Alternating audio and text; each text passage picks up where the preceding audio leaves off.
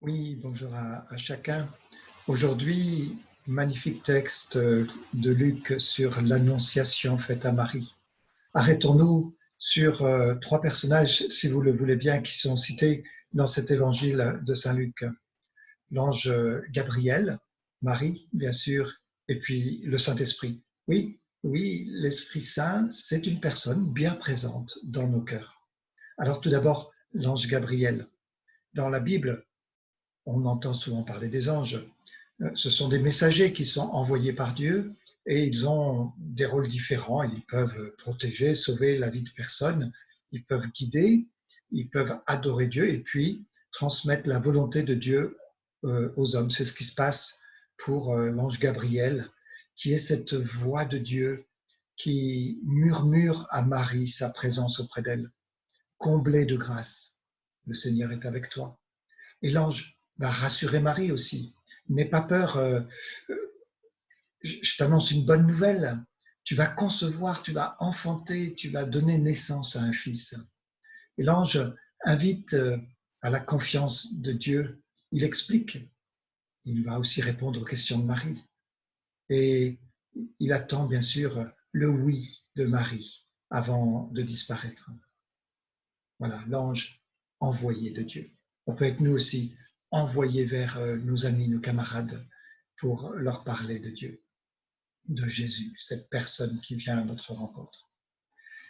Deuxième personnage, c'est Marie, bien sûr. L'ange, il entre chez elle.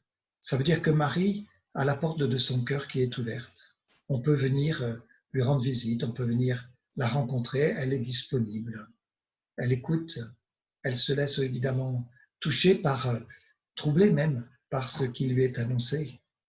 Alors elle pourrait se refermer sur elle-même, elle pourrait évidemment s'enfermer dans son monde à elle, dans sa tranquillité. Mais non, elle, bien sûr, il y a des questions qui se posent, mais elle fait confiance. Et elle ne comprend pas tout, ça c'est clair. Comme nous, on ne comprend pas tout. Et pourtant, elle dit oui. J'accepte de servir le Seigneur. J'accepte d'être la servante du Seigneur et que tout se passe comme tu me l'as dit, Seigneur. Alors, n'hésitons pas, nous aussi aujourd'hui, non seulement à être des envoyés comme les anges vers les autres, mais aussi à prendre ce chemin de Marie. Nous pouvons lui faire confiance, nous pouvons accueillir, nous pouvons être celui qui s'approche de l'un ou de l'autre. Nous pouvons accueillir la parole de Dieu, même si elle nous dépasse souvent et qu'elle nous trouble. Nous pouvons dire, Seigneur, je suis ton serviteur, je suis ta servante. Que tout se passe aujourd'hui, 25 mars, ou demain, 26 mars, selon ta volonté. Et puis enfin, il y a l'Esprit Saint, n'est-ce pas? Et qui annonce à Marie, c'est l'ange qui annonce à Marie une bonne nouvelle. Tu vas concevoir, tu vas enfanter un fils. Alors Marie se demande comment, et c'est là que l'ange Gabriel lui dit, l'Esprit Saint viendra sur toi, et la puissance du Très-Haut te prendra sous son ombre. L'Esprit Saint qui va transformer Marie. C'est l'Esprit Saint qui va la rendre capable de se dépasser, de vivre une vie qui est tournée vers plus grand qu'elle, vers le plus grand, plus beau qu'elle, vers le plus beau, vers plus saint qu'elle, le plus saint, Dieu, Père, Fils et Esprit Saint. Voilà, c'est pour ça celui qui va naître, lui dit l'Esprit Saint, sera saint. Et cet Esprit Saint va accompagner Marie jusqu'à la croix et la résurrection. Mais pour que tout cela soit possible, il faut bien sûr qu'elle dise oui. Et elle dit oui, dans son humilité, dans sa disponibilité, dans son ouverture à Dieu.